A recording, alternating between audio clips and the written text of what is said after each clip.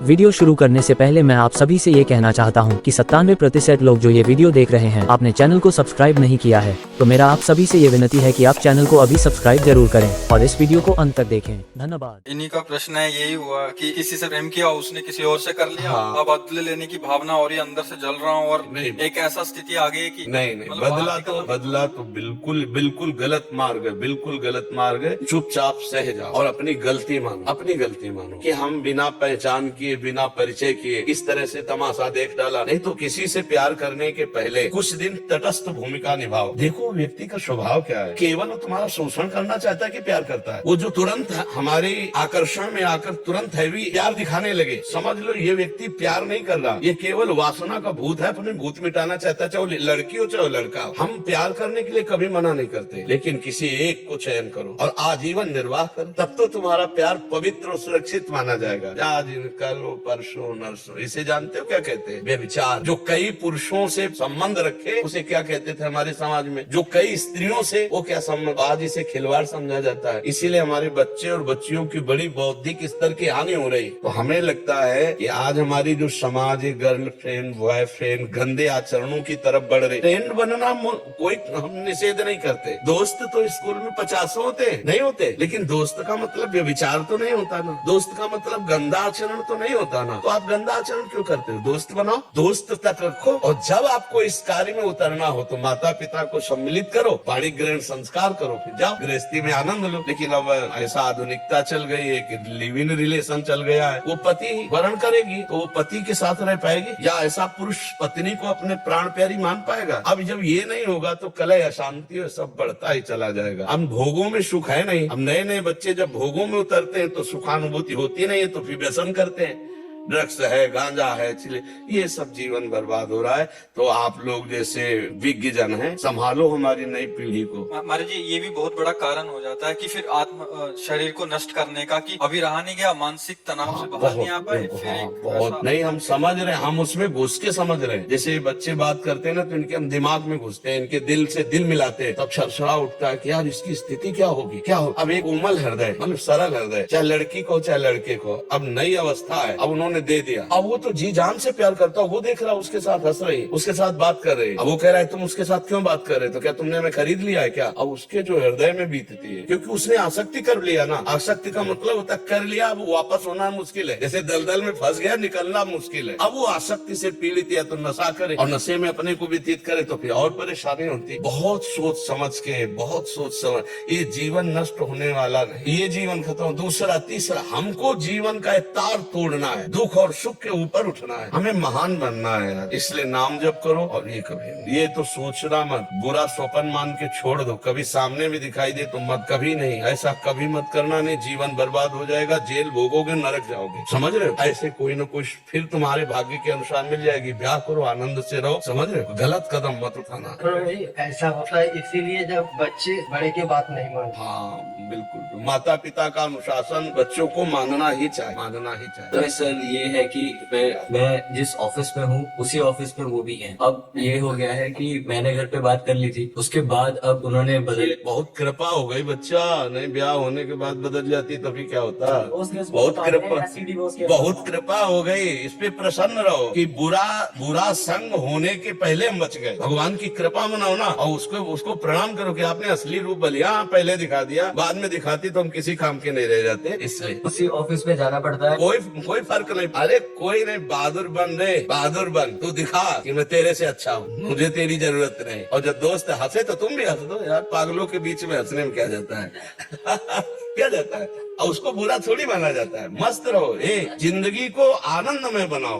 भाई हम सबसे प्रार्थना करते हैं, हर परिस्थिति की काट है, परिस्थिति में मत डूबो, परिस्थिति को काट के आगे बढ़ो। ऐसी नहीं, ये कोई बेइज्जती है, उसकी मन है वो दूसरी जगह जा रही, कोई बात नहीं भाई। तुम्हारे अपना स्वरूप दिखा दिया, हमारी कोई बात नहीं, हमारा भगवान देखेगा। कहीं न कहीं ऐसा जोड़ लिखा होगा जो तुम्हें सुख देने वाला हो। ये आती तो दुख देती ना, आनंदित रहो। भगवान के भरोसे रहो और नाम जप करो, कभी कुछ गलत मत करना। उसको भी जब प्यार से देखो ना तो मन से प्रणाम करो कि अच्छा हुआ प्रभु ने आपका रूप दिखा दिया, नहीं तो पीछे मुझे बहुत धोखा होता।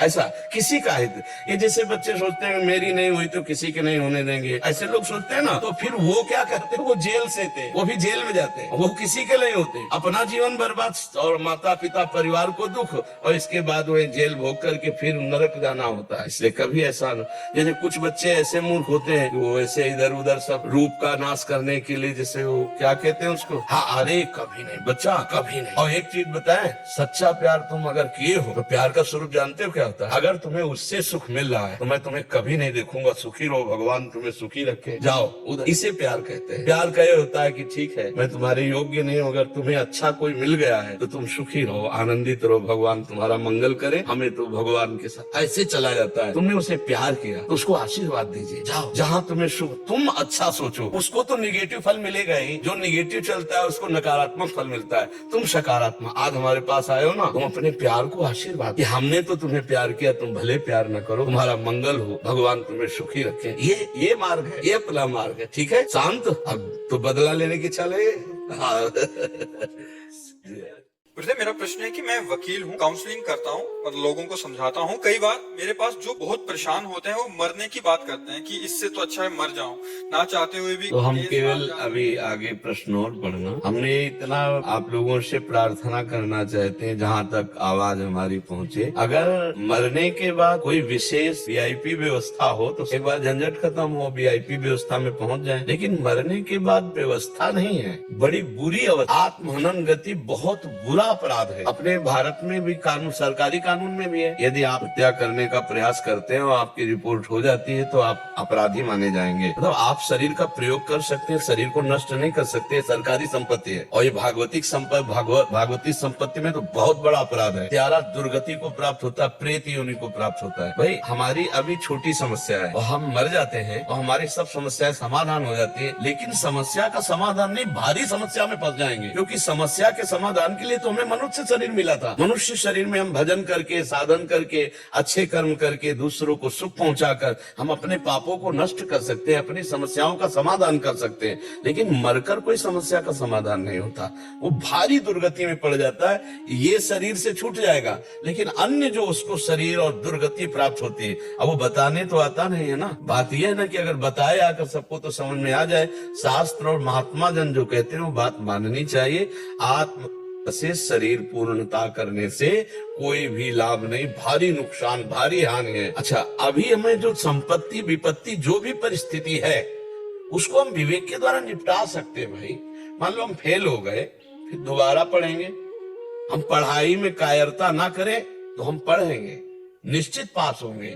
हम एक बार मान लो किसी खेल में फेल होते हैं तो हम अभ्यास करेंगे, रात दिन अभ्यास करेंगे। हम मरे क्यों? हमारी किसानी की खेती खराब हो गई, हम अगली बार फिर प्रयास करेंगे। हम जीते हैं ना तो हम कुछ भी कर सकते हैं, मर के हम क्या कर सकते हैं? फिर तो हमारी दुर्गति हो जाएगी। तो अच्छे से समझाना चाहिए आपको कि मरने से किसी की कोई भी समस्या का समाधान नहीं है, जीव को बड़ी दुर्गति भोगनी पड़ती है। जीते हुए हम हर समस्या का समाधान कर सकते। आप गरीब हैं, कल हो सकता है भगवान कोई हमारे कर्म का ऐसा हिसाब लगा दे कि बढ़िया धनी बन जाए। वो तो देर नहीं लगती, बड़े बड़े धनी को फुटपाथ में आते देर नहीं लगती, फुटपाथ वाले को धनी बनते देर नहीं लगती। तो हम समस्याओं से लड़ें, हमारा मनुष्य जीवन समस्याओं से लड़ने के लिए, समस्याओं में मिटाने के लिए अपने को नहीं है। इसलिए बिल्कुल ये बात सब पूरी समाज को समझनी चाहिए कि करना, हत्या करना एक बहुत बड़ी गलती है। इससे कहीं किंचन मात्र समस्याओं का समाधान नहीं, भारी दुर्गति को, प्रेत योनि को प्राप्त होता है जो आत्महत्या करता है। उस समय तो जिस समय कुछ ऐसा वाक्य होता है उस समय तो इतना डिप्रेशन होता है तो कुछ सोच नहीं रहे। हाँ, वैसे चाहिए, ऐसे लोगों को चाहिए कि ऐसे लोगों से मिले जो लोग बुद्धि स्तर में, जैसे आप कहते हैं कि हम उनको समझाने का कार्य करते हैं, तो बहुत अच्छे तरीके मालूम है समझाने वालों, क्योंकि वो इसी बात की ट्रेनिंग लेते हैं। तो मुझे लगता है कि यदि थोड़ा अध्यात्म से जुड़ जाए, थोड़ा विवेक से जुड़ जाए, थोड़ा भगवान का सहारा ले ले, तो इस भारी समस्या का समाधान हो सकता है। गुरुजी, मैं कॉलेज के बच्चों को देखा आजकल। हाँ, वो हमारी भी हृदय की पीड़ा है कि हमारे जो नौजवान बच्चे हैं इसमें भारी समस्या क्या है बच्चा, कि वासना का जो खेल है ये बौद्धिक स्तर की शक्ति को नष्ट करता है। अब वो व्यसन में उतरते हैं, व्यभिचार में उतरते हैं, और कई तरह का ऐसा फंसाव होता है जो वही जानता है जो फंसता है। अब जैसे आपने दो लड़की से प्यार कर लिया या वो दो लड़के से प्यार कर ली, मित्रता होते होते दोनों से हो गई। अब एक ब्लैकमेल करे उसे छोड़ो, वो कह रही अगर उसको हमको छोड़ा तो हम तुम्हें बख्शेंगे नहीं, वो जल रहा है अंदर है। अब इसका समाधान मम्मी पापा समाज कोई है नहीं। अब वो अंदर उसको लगता है लड़की है, अब उसको ब्लैकमेल किया जा रहा है, उसको पहले बॉयफ्रेंड बने फिर ब्लैकमेल, फिर उसकी गलत कई बच्चे ऐसे कई बच्चे हैं या व्यसन में उतर गए, अब अर्थ चाहिए, अब व्यसन के बिना जिया नहीं जा रहा, इससे अच्छा इस कलह इस आसान। कई ऐसी समस्याएं पाप आचरण के कारण हो जाती हैं जो बहुत ही बुरी स्थिति होती है। लड़ते लड़ते वो दिमाग में हार जाता है और परिणाम फिर उसे नजर आता है। महाराज जी, जब से मैंने होश संभाला है, मन कर्म और वचन से किसी का भी बुरा नहीं चाहा है। महाराज जी, आध्यात्मिक कर्म अच्छे से करते हुए भी हमेशा नकारात्मक परिणाम मिलता है। जैसे कि मैं अपने कार्य क्षेत्र नहीं, आप गलत शब्द मत बोलिए। हमेशा किसी का एक जैसा नहीं रहता, तो हमेशा आपका नकारात्मक परिणाम कैसे आ सकता है? पापी से पापी पुरुष को भी सुख की विधान की वृत्ति होती है। आप देख लीजिए, पापी से पापी भी पुरुष का ऐसा नहीं है कि वो दुखी भोगे, उसके भी जीवन में आनंद आता है, सुख आता है, उल्लास का अवसर आता है। तो आप इतना तो मत कहिएगा कि पूरे जीवन का परिणाम ये है कि हम धर्म से चलते हैं, कोई पाप कर्म नहीं करते, पर नकारात्मक ही उत्तर आता है। ऐसा नहीं, सकारात्मक और नकारात्मक दोनों आते। दिन ही दिन किसी के जीवन में वो ऐसा नहीं, रात भी है और रात ही रात किसी के जीवन में ऐसा नहीं। चूंकि ये प्रकृति का नियम है, इसलिए हम बिना किसी ननुनच के ये आपकी बात काटते हैं कि आप जो है नकारात्मक सोच ही आपके सामने या नकारात्मक परिणाम ही आपके साथ, ऐसा नहीं है। क्योंकि सृष्टि का एक क्रम है, कभी सुख कभी दुख, कभी अनुकूलता कभी प्रतिकूलता, कभी लाभ कभी हानि, कभी मान कभी अपमान, ये सबके जीवन में आता है, सबके जीवन में आता है। किसी का एक जैसा जीवन, भगवान ने जब अवतार लिए उनका नहीं चला तो मनुष्य का क्या चलेगा? समझ रहे ना? कितना सुंदर बढ़िया जनकपुर से ब्याह होके आ रहा राम जी का। दशरथ जी आनंद मगन, फूले पूरी अयोध्या फूली। अब ये हुआ कि कल सुबह राज्याभिषेक कर दिया, सामय के 14 वर्ष का वनवास निश्चित हो जाता है नहीं। तो इसलिए भाई हम पहले इसलिए कि आप ऐसा कहेंगी तो सबको लगेगा कि क्या यार परिणाम है, वो धर्म से चल रही और परिणाम नकारात्मक आता है। ऐसा बिल्कुल नहीं है। जो हमारे पूर्व जन्म में कुछ शुभ और कुछ अशुभ, उससे निकाल कर ये शरीर बना है। अब कुछ शुभ आएगा कुछ अशुभ आएगा। क्या आपके जीवन में शुभ नहीं आया? आप ऐसा नहीं कह सकते कि नहीं आया। शुभ आता है तो अशुभ भी आता है। हमको धैर्य पूर्वक अशुभ से लड़ना है। सुख में तो किसी को लड़ना पड़ता नहीं है ना, वो तो आनंद भोग करता है। लेकिन अशुभ में लड़ना है, हारना नहीं है। उस समय लड़ना यही कि राधा राधा राधा, और बुद्धि के द्वारा अपने को बचाना है। हम कहीं डूब न जाएं, उस दुख में उस विपत्ति में न डूब जाएं। देखो इसका नाम मृत्यु लोक है। कभी ऐसा हो सकता है आपके प्रियजन मर जाए, मृत्यु लोक है ना, प्रियजन बिछुड़ जाए। कभी ऐसा होता है प्रियजन मिल जाए। तो हमको बहुत संभल के चलना है इस मृत्यु लोक में कि हमारे प्रियजनों का वियोग हो सकता है, मरण हो सकता है। इसका नाम मृत्यु लोक। हमारी प्रिय वस्तुएं हमसे छिन सकती हैं, ये मृत्यु लोक है। यहाँ पता नहीं कब कहाँ कैसा। इसीलिए हम कहते हैं नाम जप करो, राधा राधा राधा राधा, और हे प्रभु बचाओ। बड़ा भयावह संसार है, बड़ा अब वो चैन से सोने की जंजीर पहने जा रही है और दुष्ट आया पकड़ के ऐसे मुंह भरा वो गिर गए। 40,000 50,000 1 लाख की जंजीर होगी और उसका जीवन नष्ट, हाथ टूट जाए, पैर टूट, वो मोटरसाइकिल बैठे नहीं ऐसे लोग खींच लेते। अब कितनी घटनाएं ऐसी हैं जो व्यर्थ की मतलब जीवन लीला को नाश करने। अब वो आराम से मस्ती से जा रहा है किनारे किनारे, उसका ड्राइवर का पता नहीं क्या हुआ, गाड़ी चढ़ गई पीछे। ऐसे ये बड़ा दुखालय संसार है, भगवान ने लिख दिया है। और ये नाशवान है, दुखालयम अशाश्वतम। इसलिए नाम जप करो, दुख से लड़ना सीखो, सुख में भूलो मत। ऐसे अपनी जीवन यात्रा को काटो। जो कर्म हमने किए हैं वही हमारे परिणाम में आएंगे, पक्का समझो, उसके अलावा नहीं आ। अब हम मनुष्य जन्म पाए हैं तो नया एक ऐसा कर्म करें कि सब कर्मों को दबा दे, वो है भजन। भजन एक ऐसा महान कर्म है जो तुम्हारे पाप और पुण्य दोनों को नष्ट कर देगा और तभी भगवत प्राप्ति होती, भगवत प्राप्ति करा देगा। तो अब जैसे आप कहें कि आपके दोनों किडनी ठीक है ना? हाँ। हम बचपन से किसी जीव को मारा हो ऐसा याद नहीं, और भजन के सिवा कुछ काम नहीं, और दोनों किडनी फेल है। विचार करो आप। अगर दावा पेश करें तो करने का अधिकार रख सकते हैं, लेकिन हमको ज्ञान है इस बात का, इसलिए दावा नहीं पेश करना है। हमारे कर्म का फल हमको प्राप्त हुआ, लेकिन हमारे प्रभु का प्रसाद स्वस्थ किडनी वाला इतना कार्य नहीं कर सकता जितना फेल किडनी से कार्य करवा रहे प्रभु, नहीं करवा। ये भगवान की कृपा है और ये हमारा कर्म। कल तो गुरु भगवान 1-1.5 लाख लोग थे, हाँ, आज उससे ज्यादा था। लेकिन से मेरे जवान चल गए। तो हम ये बताना चाहते हैं कि हमारे कर्म हमको गिराना चाहेंगे पूर्व के, लेकिन यदि हमारा भजन है, भगवान का आश्रय है, तो हमको ये कर्म रौंद नहीं पाएंगे। ये बात है। देखो, मनुष्य जब भगवान से विमुख होता है तो पापी कर्म बनता है। कौन ऐसा गृहस्थ है जिसने भ्रूण हत्या न कराई हो, गर्भ हत्या न कराई हो? कोई बिरले गृहस्थ होगा। अब विचार करो, अब उसका कितना बुरा दंड है, और ये तो पता नहीं है। कोई बिरला ऐसा होगा जो बच्चा नष्ट न करवाता, बिरला ऐसा है। हमें तो बिरला में भी ढूंढना मुश्किल पड़ जाएगा। नहीं तो कई तरह से जीव का नाश होता है, कई तरह से नाश किया जाता है ना। अब आप कहते हैं हमने कौन सा पाप किया? बहुत सूक्ष्म विषय हम बता रहे हैं। जिस सामग्री से गर्भ में पहुंच जाए तो संतान होगा कि नहीं होगा? उसी सामग्री को व्यर्थ में नष्ट करते हो। क्या उसमें जीवाणु नहीं? क्या उसमें जीवात्मा नहीं? क्या उसमें वो संतान नहीं है?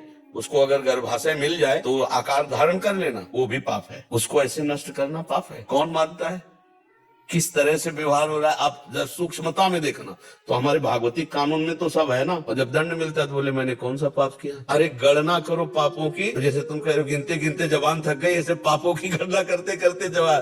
फिर भी भगवान हम पर कितनी कृपा की है कि हमें स्वस्थ रखे, हमें वायु मिल रही, आकाश पृथ्वी जल सब, सूर्य चंद्र सब मिल रहे हैं। अब भी चांद से नाम जप करके अपना पूरा रजिस्टर खाली कर दो, पूरे रजिस्टर को डिलीट करवा दो वो नाम भजन से। इसलिए चिंता मत करो, आप बहुत सुखी हो। ऐसे ऐसे दुखी लोग हैं जिनके न हाथ है, न पैर है, न भोजन की व्यवस्था है, फुटपाथ में मक्खियां भिनभिना रही। भगवान उन पर भी कृपा करते हैं, आप पर तो कृपा है ही।